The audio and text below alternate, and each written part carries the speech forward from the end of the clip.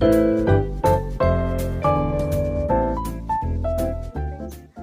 हम लोग अपनी वीके मेहता बुक का सॉल्यूशन स्टार्ट करेंगे। तो आज हम लोग चैप्टर फर्स्ट बेसिक कॉन्सेप्ट्स की थ्योरी देखेंगे। तो हमारा फर्स्ट टॉपिक है nature of electricity. Nature of electricity. So according to modern electron theory of matters, कोई भी जो एलिमेंट होता है वो मॉलिक्यूल से बना होता है, एंड मॉलिक्यूल्स जो होते हैं वो एटम्स से बने होते हैं। और एटम्स जो होता है उसमें मिडल में एक न्यूक्लियस होता है, ठीक है, और उसके चारों ओर इलेक्ट्रॉन्स जो होते हैं वो मूव करते हैं, ठीक है, एक फिक्स पाथ पर। इलेक्ट्रॉन जो हमारे होते हैं वो निगेटिवली चार्ज होते हैं। ये जो न्यूक्लियस होता है उसमें प्रोटॉन जो कि पॉजिटिवली चार्ज होते हैं और न्यूट्रॉन्स होते हैं। न्यूट्रॉन्स पे हमारी कोई भी चार्ज नहीं होता है, ये न्यूट्रल होते हैं, ठीक है। और प्रोटॉन पे पॉजिटिव चार्ज और निगेटिव चार्ज इलेक्ट्रॉन्स पे होते हैं। तो एक एटम की हम अगर बात करें तो प्रोटॉन्स जितने होते हैं सेम उतने ही नंबर ऑफ इलेक्ट्रॉन्स होते हैं। इस तरह से एक जो एटम होता है वो न्यूट्रल हो जाता है। सो इलेक्ट्रिसिटी की अगर हम बात करते हैं तो इलेक्ट्रिसिटी फ्लो चार्जेस से होती है। हम अगर इस पेज की बात करें या इस पेन की बात करें तो ये इलेक्ट्रिकली न्यूट्रल है, क्योंकि इसमें प्रोटॉनों और इलेक्ट्रॉनों की संख्या जो है वो सेम है, ठीक है। तो कुछ कंडीशंस में जब हम लोग एटम्स को एनर्जी देते हैं तो दो चीज़ें होती हैं। पहली तो ये कि या तो किसी एटम पे कुछ इलेक्ट्रॉन्स आ जाते हैं। जब किसी एटम पे कुछ इलेक्ट्रॉन्स हम लोग इसमें आ जाते हैं तो यहाँ पे नंबर ऑफ़ इलेक्ट्रॉन्स प्रोटॉनों से अधिक हो जाते हैं, और वो एटम जो होता है, अगर हम उस एटम को ए माने तो वो एटम निगेटिवली चार्ज हो जाता है और उस पर निगेटिव साइन आ जाती है। तो अगर किसी एटम पे निगेटिव साइन है इस तरह, तो उसकी मीनिंग ये होगी कि वहाँ पे कुछ एक्स्ट्रा इलेक्ट्रॉन्स हैं नॉर्मल कंडीशन से। और सेकंड ये पोजीशन होती है, इस पे कुछ इलेक्ट्रॉन्स इस एटम से चले जाते हैं, मीन्स यहाँ से एनर्जी देने पे निकल जाते हैं, फ्री इलेक्ट्रॉन्स बन जाते हैं। तो इस कंडीशन में प्रोटॉन्स की जो संख्या होती है वो इलेक्ट्रॉन से ज़्यादा हो जाती है, और जो एटम होता है वो हमारा पॉजिटिवली चार्ज हो जाता है। यानी पॉजिटिवली चार्ज होने का मीनिंग ये हो जाएगा कि इस एटम पर नंबर ऑफ़ इलेक्ट्रॉन्स जो हैं वो नॉर्मल कंडीशन से कम है। तो इस तरह जब किसी एटम पे पॉजिटिव या नेगेटिव चार्ज आ जाता है उसके बाद इसमें इलेक्ट्रिसिटी जनरेट होती है। और इलेक्ट्रिसिटी कैसे जनरेट होती है, कैसे फ्लो होती है, ये सब चीज़ें हम आगे के टॉपिक्स में कंसिडर करेंगे, ओके। और आपने यहाँ पे एक और चीज़ ध्यान दी होगी कि हम यहाँ पे केवल इलेक्ट्रॉन्स के एटम पर आने और जाने की बात कर रहे हैं, क्यों हमने प्रोटॉन और न्यूट्रॉन्स की बात नहीं की। क्योंकि देखिए यहाँ पे न्यूक्लियस में प्रोटॉन और न्यूट्रॉन होते हैं, यानी कि ये न्यूक्लियस से स्ट्रांगली बंधे होते हैं, और इलेक्ट्रॉन्स जो होते हैं उनका मास भी जो होता है वो प्रोटॉन से बहुत कम होता है। 1837 टाइम्स ऑफ प्रोटॉन्स होते हैं इलेक्ट्रॉन से, ओके। तो ये इससे बहुत कम फोर्स के साथ बॉन्डिंग में भी होता है, जिससे कि बहुत कम फोर्स देकर इलेक्ट्रॉन्स को निकाला जा सकता है, बल्कि प्रोटॉन्स को निकालना बहुत ही हार्ड होता है, इसलिए इलेक्ट्रॉन्स ही जनरली निकलते हैं। तो अब हम अपने सेकंड टॉपिक पर आते हैं, जो कि है unit of charge. Unit of charge, देखिए हमने आपसे बताया है कि इलेक्ट्रॉन्स और प्रोटॉन्स दोनों पे इक्वली चार्ज होते हैं, बस इलेक्ट्रॉन्स पे नेगेटिव और प्रोटॉन्स पे पॉजिटिव चार्ज होता है, जो कि इक्वल होता है 1.6 इंटू 10⁻19 कूलॉम के इक्वल। अब देखिए ये जो चार्ज होता है इलेक्ट्रॉन या प्रोटॉन पे वो काफ़ी कम है। आप देख रहे हैं यहाँ पे निगेटिव में 19 जा रहा है, सो ये काफ़ी कम होता है, तो इसलिए हम इसे यूनिट ऑफ चार्ज नहीं मान सकते हैं। यूनिट ऑफ चार्ज 1 कूलॉम होता है, यानी कि चार्ज की जो यूनिट होगी वो कूलॉम होती है, ओके। ये जो कूलॉम होता है 1 कूलॉम, वो 625 इंटू 10⁻16 इलेक्ट्रॉन्स की पर जो चार्जेस होते हैं उसके इक्वल होता है, ठीक है। तो आप कंपेयर कर ही सकते हैं कि ये इससे कितना ज़्यादा है। ठीक है, तो आप अभी तक ये समझ गए कि चार्ज की यूनिट कूलाम होती है, और ये कूलाम, एक कूलाम 625 इंटू 10⁻16 इलेक्ट्रॉन्स की जो चार्जेस होते हैं उसके इक्वल होता है। ओके, अगर हम कहते हैं कि किसी भी बॉडी पर 1 कूलाम का चार्ज है, तो इसका मतलब ये होगा कि उस पर 625 इंटू 10⁻16 इलेक्ट्रॉन्स निकल गए हैं, अगर पॉजिटिव चार्ज है 1 कूलाम का तो। और वही अगर 1 कूलाम का निगेटिव चार्ज होगा तो इसका मतलब उस बॉडी पर 625 इंटू 10⁻16 इलेक्ट्रॉन्स जो है वो एक्स्ट्रा आ गए हैं, फ्री इलेक्ट्रॉन्स। देखिए, हमने आपको जैसे पहले बताया कि इलेक्ट्रॉन्स जो होते हैं वो एटम के चारों ओर ऑर्बिट्स में, फिक्स एनर्जी के ऑर्बिट्स में घूमते हैं। ठीक है, सो किसी भी एटम के जो लास्ट ऑर्बिट के इलेक्ट्रॉन्स होते हैं वो वैलेंस इलेक्ट्रॉन्स कहलाते हैं। ठीक है, और जब हम लोग किसी भी एटम को एनर्जी देते हैं तो वो जो इलेक्ट्रॉन्स होते हैं वो फ्री इलेक्ट्रॉन्स बन जाते हैं, और यही जो फ्री इलेक्ट्रॉन्स होते हैं वो किसी भी ऑब्जेक्ट में इलेक्ट्रिसिटी कंडक्ट कराने का रीज़न होते हैं। ऐसा देखा गया है, नॉर्मली मेटल्स में फ्री इलेक्ट्रॉन्स बहुत ही ज़्यादा पाया जाता है, इसीलिए जो मेटल्स होते हैं वो अच्छे कंडक्टर होते हैं, उनमें इलेक्ट्रिसिटी काफ़ी अच्छे से फ्लो हो जाती है क्योंकि वहाँ पर फ्री इलेक्ट्रॉन्स बहुत ज़्यादा होते हैं। ओके, अब ऐसा क्यों है कि वैलेंस सेल के इलेक्ट्रॉन्स ही फ्री इलेक्ट्रॉन्स बनते हैं? सो वैलेंस, अभी हमने बताया कि वैलेंस सेल वो सेल होती है जो हमारे एटम के सबसे बाहर वाली सेल होती है। इट मीन्स इसके पहले जो भी सेल्स होंगी वो लास्ट सेल से, अगर हम लोग इसे KLM ऐसे नाम दे दें, तो जो एम सेल में जितने भी इलेक्ट्रॉन्स होंगे वो L से कम एनर्जी से जुड़े होंगे न्यूक्लियस से, तो इन्हें निकालना आसान होगा, या फिर इनमें कोई इलेक्ट्रॉन्स को लाना भी आसान होगा। ओके, सो इसीलिए वैलेंस सेल के इलेक्ट्रॉन्स ही फ्री इलेक्ट्रॉन्स बनते हैं। कॉपर वायर में ऐसा देखा गया है कि हर एक एटम से एक फ्री इलेक्ट्रॉन्स बनते हैं। अगर हम लोग किसी ऑब्जेक्ट की बात करें तो उस कॉपर ऑब्जेक्ट की, जो भी ऑब्जेक्ट है वो कॉपर से बना हो, तो उसमें ढेर सारे एटम्स होंगे। ओके, अगर सभी एटम्स से हम एक एक फ्री इलेक्ट्रॉन्स भी निकाल लें तो होल जो ऑब्जेक्ट है उससे बहुत ज़्यादा फ्री इलेक्ट्रॉन्स हो जाएंगे, और इस तरह से उस जो ऑब्जेक्ट होगा उसमें जो इलेक्ट्रिसिटी होगी वो काफ़ी अच्छे से फ्लो होगी। अब ये फ्री इलेक्ट्रॉन से इलेक्ट्रिसिटी कैसे फ्लो होती है वो हम लोग जस्ट नेक्स्ट टॉपिक में देखेंगे। Electric current.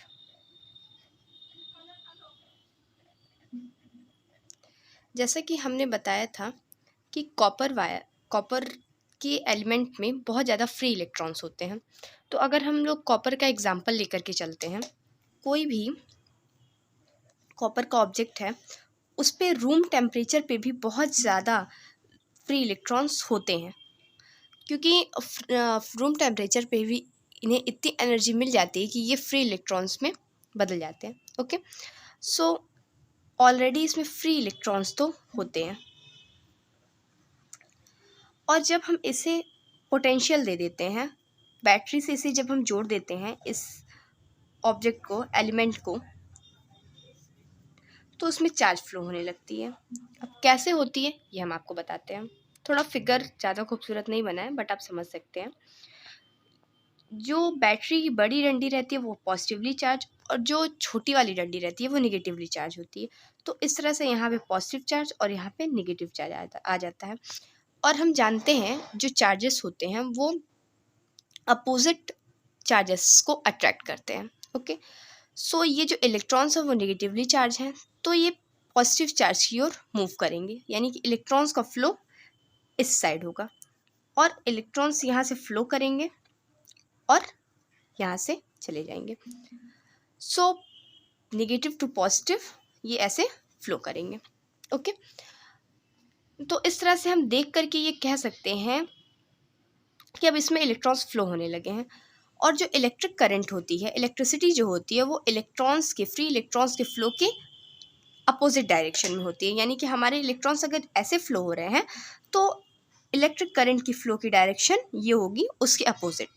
ओके, यानी कि जो इलेक्ट्रिक करंट होती है वो नेगेटिव से पॉजिटिव की ओर फ्लो होती है, और हमारे जो फ्री इलेक्ट्रॉन्स होते हैं वो पॉजिटिव टू नेगेटिव फ्लो होते हैं। तो इस तरह से किसी भी एलिमेंट में करंट का फ्लो होता है। क्योंकि फ्री इलेक्ट्रॉन्स के अपोजिट डायरेक्शन में करंट फ्लो होती है, तो हम लोग ये भी बोल सकते हैं कि जो हमारे पॉजिटिव चार्जेस होते हैं उनकी डायरेक्शन में हमारी करंट जो होती है फ्लो होती है।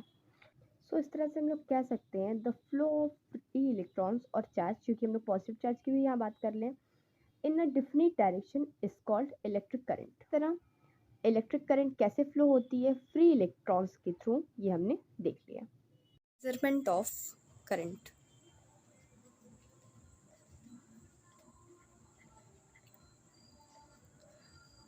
करंट को हम लोग I से डिनोट करते हैं, और इसका formula I is equals to Q/T होता है।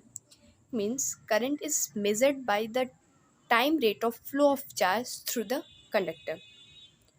Here Q is charge and T is time. Okay, अगर जो ये चार्ज का फ्लो है वो टाइम के साथ बहुत ज़्यादा वेरी कर रहा है, तो हम लोग I is equals to dQ/dt लेते हैं। करंट की जो यूनिट होती है वो एम्पियर होती है। ओके, अगर हम लोग किसी ऑब्जेक्ट में अगर 1 कूलम की जो चार्ज है वो फ्लो हो रही है कितने टाइम में, 1 सेकेंड में, तो हम लोग कह सकते हैं कि यहाँ पे जो करंट होगी वो 1 एम्पियर के इक्वल होगी। Okay, it means 1 ampere of current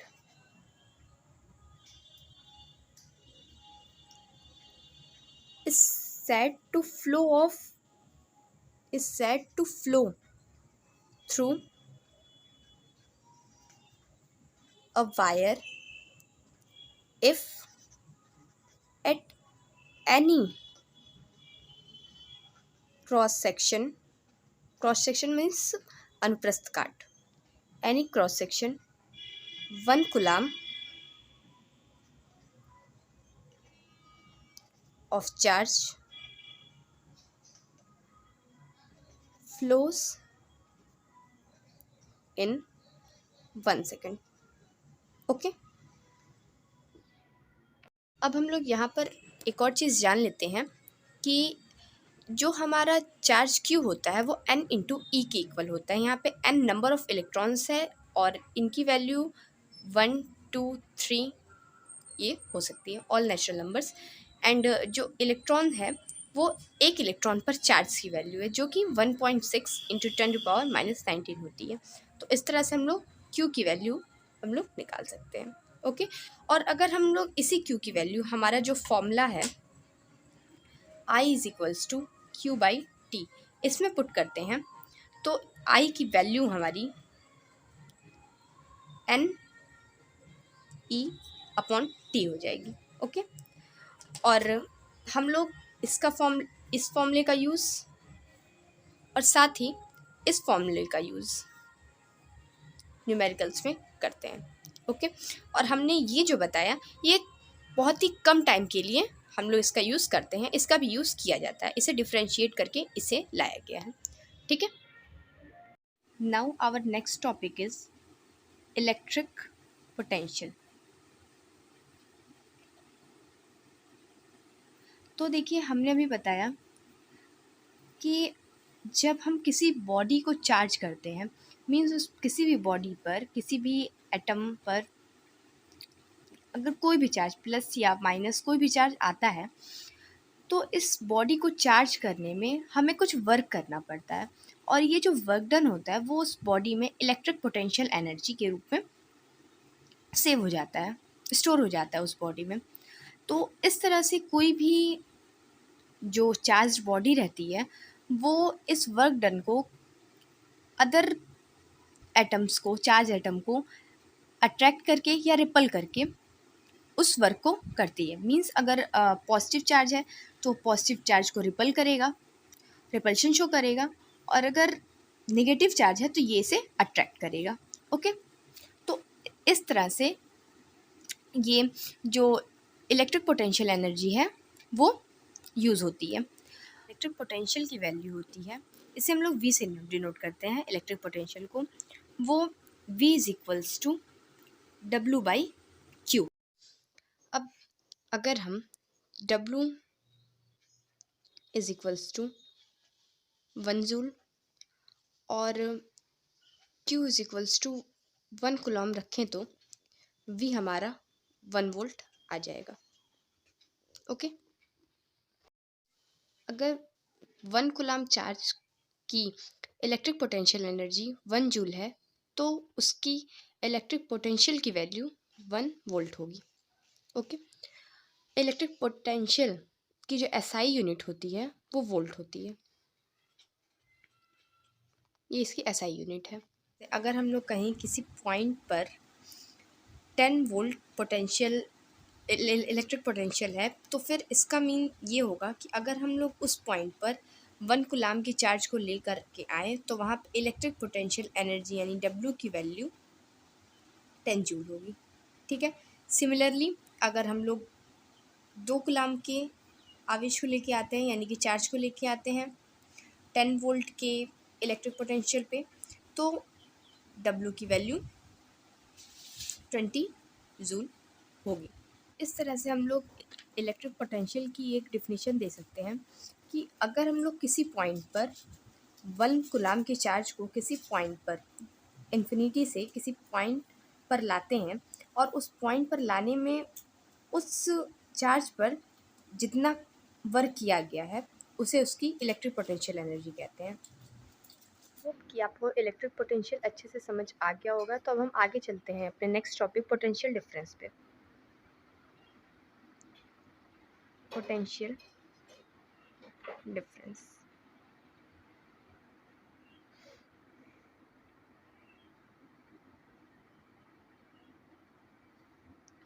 देखिए, the difference in the potentials of two charged bodies is called potential difference. Means अगर हम लोग कोई 2 चार्ज बॉडीज लें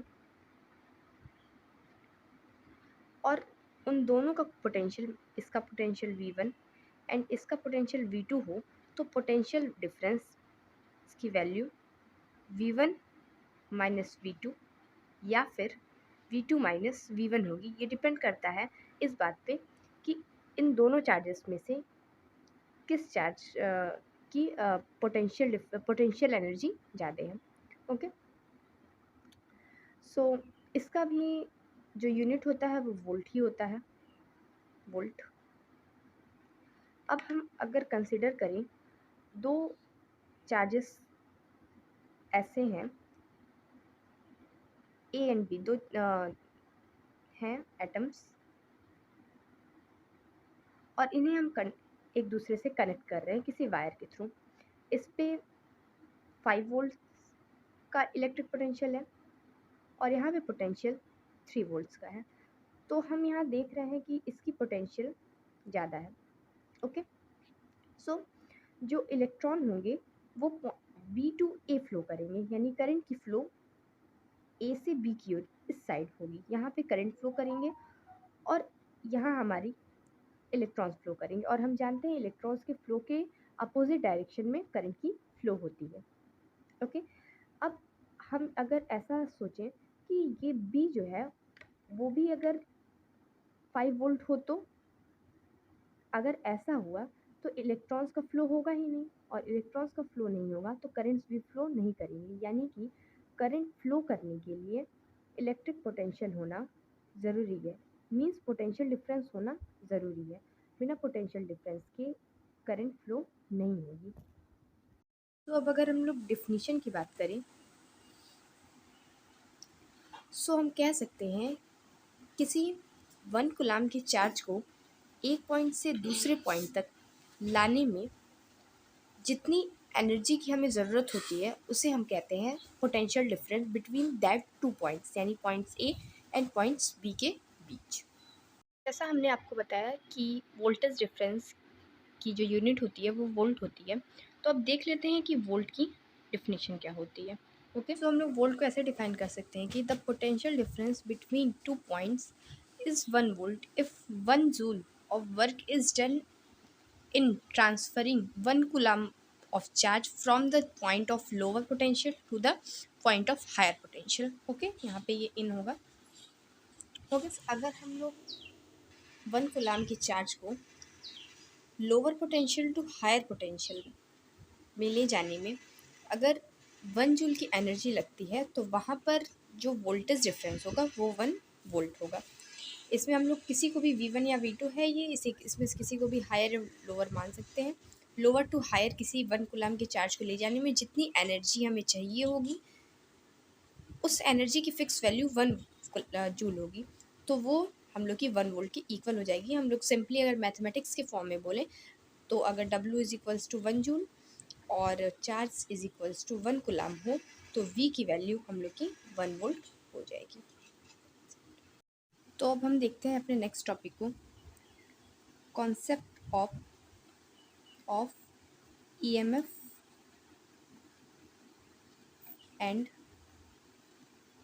पोटेंशियल डिफरेंस।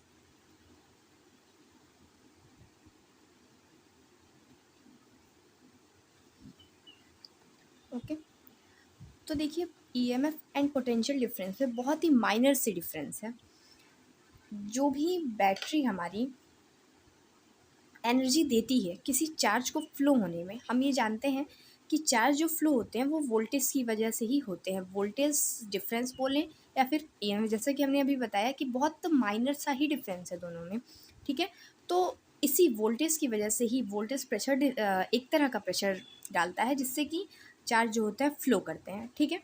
तो किसी भी बैटरी में अगर हम लोग सर्किट बनाएं तो किसी भी सर्किट में कोई बैटरी चार्ज को फ्लो होने के लिए जो पोटेंशियल देती है, जो एनर्जी देती है किसी भी चार्ज को, तो वो उसका EMF कहलाता है, ठीक है।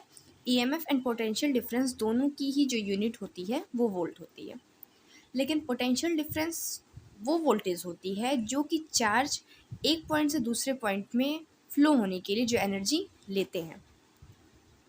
सो आप लोग डिफरेंस समझ पा रहे होंगे, क्योंकि देखिए चार्ज जो है, अगर हम ये सर्किट अपनी बनाएं,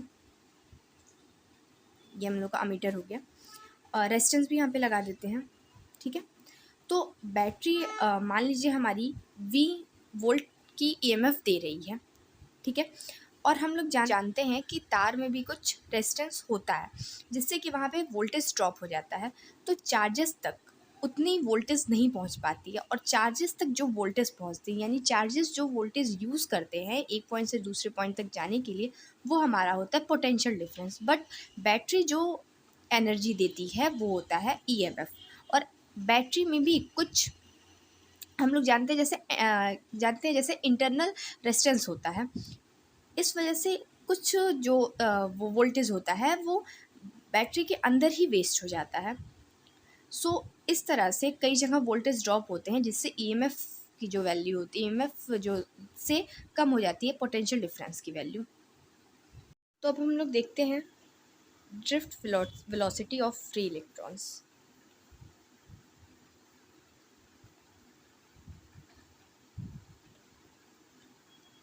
देखिए किसी भी कंडक्टर में मान लीजिए कोई कंडक्टर है, ठीक है, अगर हम उसके दोनों एंड्स के अक्रॉस वोल्टेज दे दें तो हम लोग जानते हैं कंडक्टर में फ्री इलेक्ट्रॉन्स होते हैं, ये कॉन्सेप्ट हमने अभी सीखा है, और फ्री इलेक्ट्रॉन्स बनते कैसे ये भी हम जानते हैं।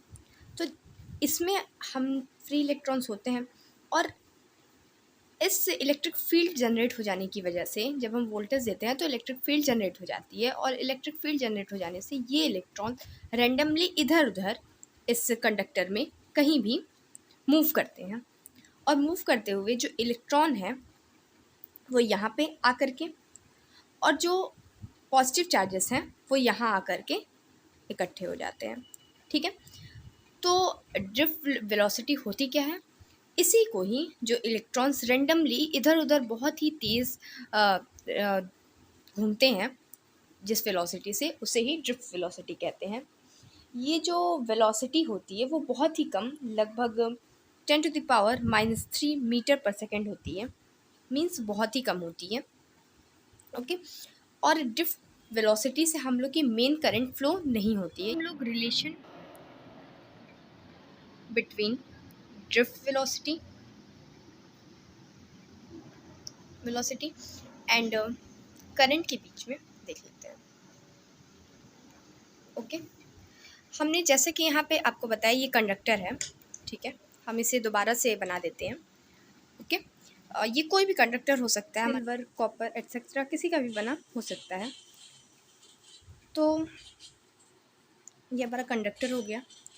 अब हम क्या करते हैं, इसे एक वायर के थ्रू बैटरी से कनेक्ट कर देते हैं। ओके, सो अब यहाँ पे जो हमारे नेगेटिव चार्जेस आए थे और यहाँ पे जो हमारे पॉजिटिव चार्जेस आए थे, वो नेगेटिव चार्जेस यहाँ पॉजिटिव है, पॉजिटिव की तरफ अट्रैक्ट होंगे और ये फिर इस तरह से मूव करने लगेंगे। इस तरह से इस सर्किट में करंट फ्लो होने लगेगी। ओके, अब हम लोग जैसे कि जानते हैं कि इलेक्ट्रॉन्स इधर मूव कर रहे हैं, क्योंकि नेगेटिव चार्ज इलेक्ट्रॉन होता है तो करंट की डायरेक्शन ये होगी। ओके, सो अब हम लोग कुछ टर्म्स देख लेते हैं। यहाँ पे ये इसका क्रॉस सेक्शन एरिया है जिसको हम लोग ए मानते हैं, तो ए हमारा क्रॉस सेक्शन एरिया हो जाएगा।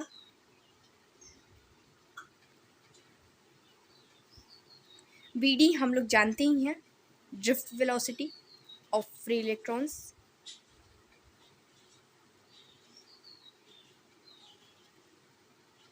ये फ्री इलेक्ट्रॉन्स हैं। ओके, एंड देन N हमारे number of electrons. Okay,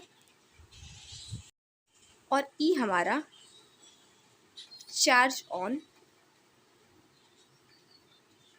1 electron.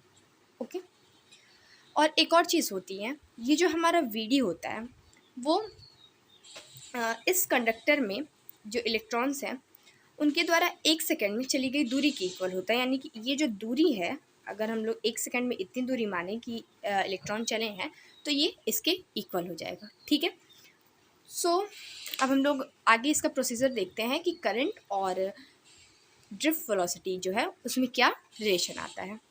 कि हम लोग जानते हैं कि I की वैल्यू Q/T होती है। अब ये जो Q होगा वो इक्वल होगा number of electrons that is passing through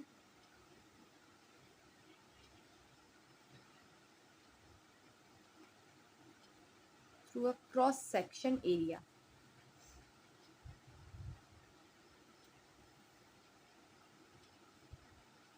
area into charge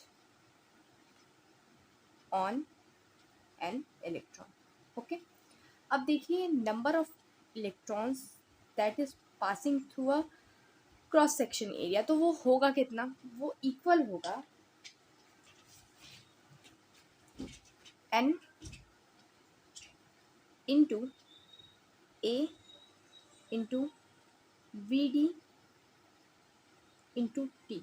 और एक और चीज़, ये जो नंबर ऑफ इलेक्ट्रॉन्स हैं जो पास कर रहे हैं क्रॉस सेक्शन एरिया से वो T टाइम के लिए है, इन T टाइम। सो इसलिए यहाँ पे T इंटू हुआ है। ओके, और यहाँ पे इनटू में चार्ज ऑन एन इलेक्ट्रॉन कितना हो जाएगा, इसे हम लोग ई से ही डिनोट करते हैं। ओके, सो अब देखें यहाँ से तो क्यू की वैल्यू हो जाएगी ई ए इंटू ये टी।